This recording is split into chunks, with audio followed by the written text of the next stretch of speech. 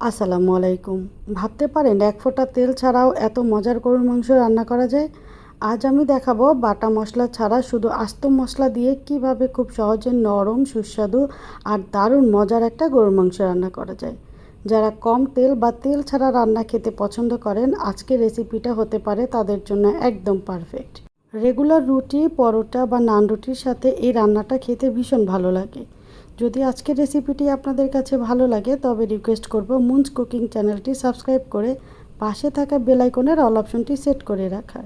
তো চলেন আজকের মূল রেসিপিটি শুরু করা যাক। এখানে আমি 1 কেজি গরুর মাংস নিয়েছি। রেগুলার কাটের থেকে এখানে মাংসের পিসগুলো একটু বড় করে কেটেছি, আলাদা করে নিয়েছি দুটো নলি বা পায়া, আর এখানে বেশ কিছু তেল চর্বি আলাদাভাবে নিয়েছি। টোটাল এখানে 1 কেজি মাংস আছে। এগুলো ভালোভাবে ধুয়ে পরিষ্কার করে চলে এলাম চুলায়। একটা কড়াইতে আমি দিয়ে দিচ্ছি 1 টেবিল চামচ পরিমাণ ঘি।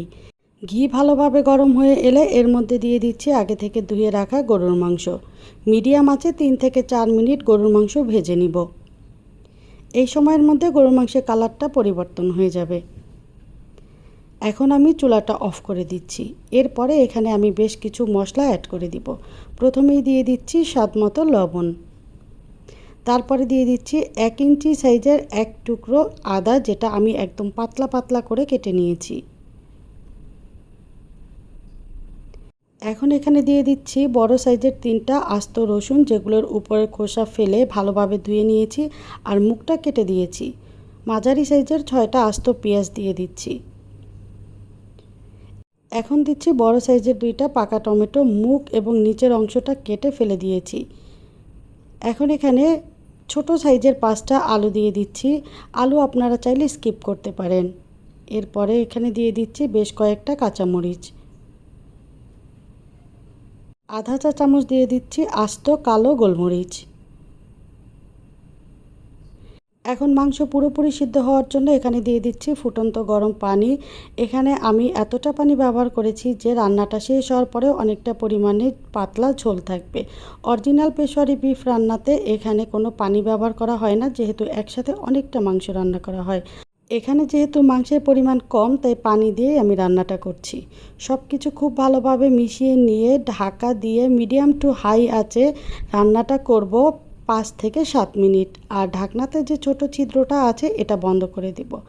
7 মিনিট রান্না করার পরে চুলার আঁচটা লো টু মিডিয়ামের মাঝামাঝি রেখে ঠিক 2 ঘন্টা রান্না করব। এই সময়ের মধ্যে একবারও ঢাকনা খোলা যাবে না। এখানে যেহেতু অনেকটা পানি দেওয়া আছে, তাই নেড়ে দেওয়ার একদমই কোনো প্রয়োজন নেই। ঠিক 2 ঘন্টা পরে ঢাকনাটা খুলে নিয়েছি। এখানে আমার রান্নাটা একদম কমপ্লিট। তেল মশলার একদমই কোনো ব্যবহার নেই, তবুও এই রান্নাটা খেতে অত্যন্ত সুস্বাদু। একবার হলেও ট্রাই করে দেখার অনুরোধ থাকবে। আশা করি আপনাদের সবার কাছেই বেশ ভালো লাগবে। আলু, মাংস, রসুন এত দারুণভাবে সিদ্ধ হয়েছে তা আপনারা দেখেই বুঝতে পারছেন। গরম ভাত, রুটি, পরোটা যে কোনো কিছুর সাথে পরিবেশন করতে পারেন। আশা করি রেসিপিটি ভালো লেগেছে। যদি ভালো লাগে তবে রিকোয়েস্ট করব লাইক, কমেন্ট এবং শেয়ার করে রাখার। আর যারা এখনও চ্যানেলটি সাবস্ক্রাইব করেননি, সাবস্ক্রাইব করে পাশে থাকা বেল আইকনের অল অপশনটি সেট করে রাখতে পারেন। এতে করে আপনারা আমার আপলোডকৃত সকল ভিডিও সাথে সাথে পেয়ে যাবেন। দেখা হবে অন্য কোনো রেসিপিতে। আল্লাহ হাফেজ।